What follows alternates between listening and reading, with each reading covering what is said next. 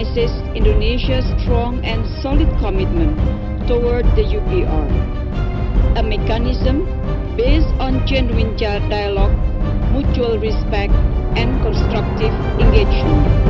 I repeat, a mechanism based on genuine dialogue, mutual respect, and constructive engagement. Indonesia UPR report was prepared through an all-inclusive process. The partnership with all stakeholders is a must. It is a key to successful implementation of the accepted UPR recommendation.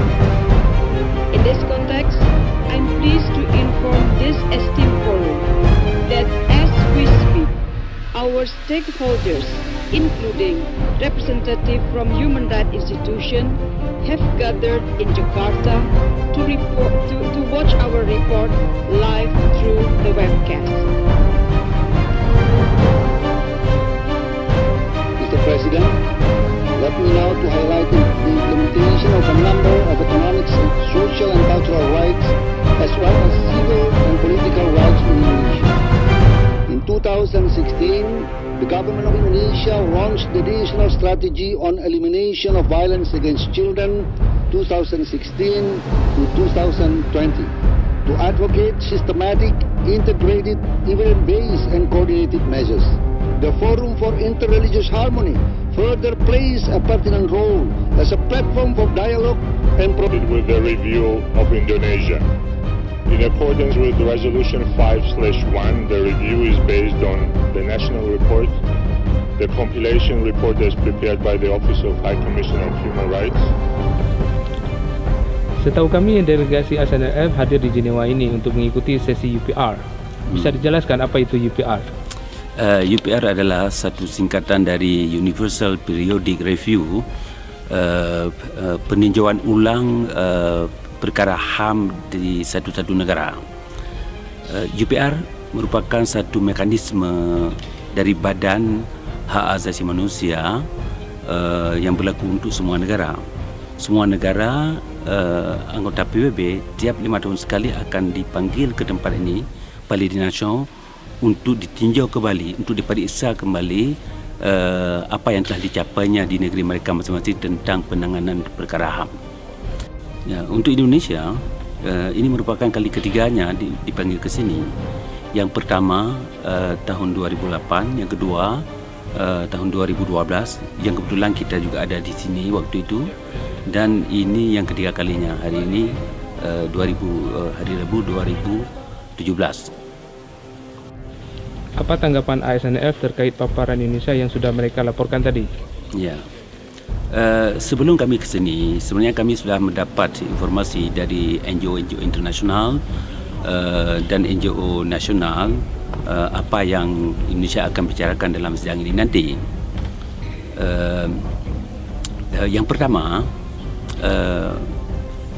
Indonesia telah menjanjikan dengan PBB untuk melakukan atau menjalankan 150 rekomendasi yang sudah disepakati oleh kedua belah pihak untuk dijalankan di Indonesia, tetapi itu tidak dijalankan sama sekali.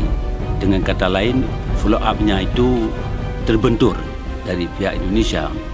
Yang kedua, pelanggaran HAM berat di masa lalu, termasuk yang sekarang ini, tidak ada dalam agenda mereka kali ini. Demikian juga halnya dengan kebebasan untuk berekspresi dan kebebasan untuk memberi pendapat, itu pun tidak masih dibungkam oleh Indonesia.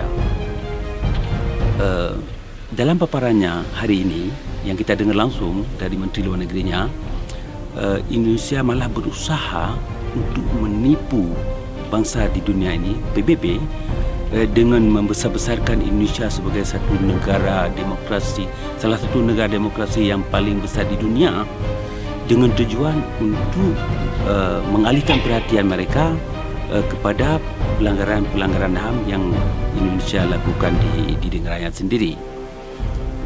Yang aneh sekali juga terjadi dalam pidato Menteri Luar Negerinya itu, mereka tidak pernah mengakui bahwa pernah terjadi pelanggaran HAM di Indonesia sekarang ini.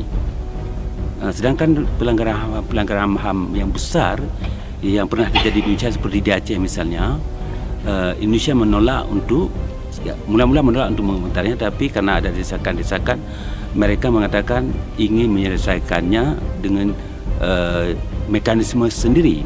Maksudnya Indonesia tidak sanggup mengikuti international standard dunia untuk menyelesaikan perkara HAM yang sudah lalu, yakni dengan membawa ke pengadilan, ke meja hijau pelanggar-pelanggar HAM berat seperti jenderal-jenderal yang ada di Indonesia.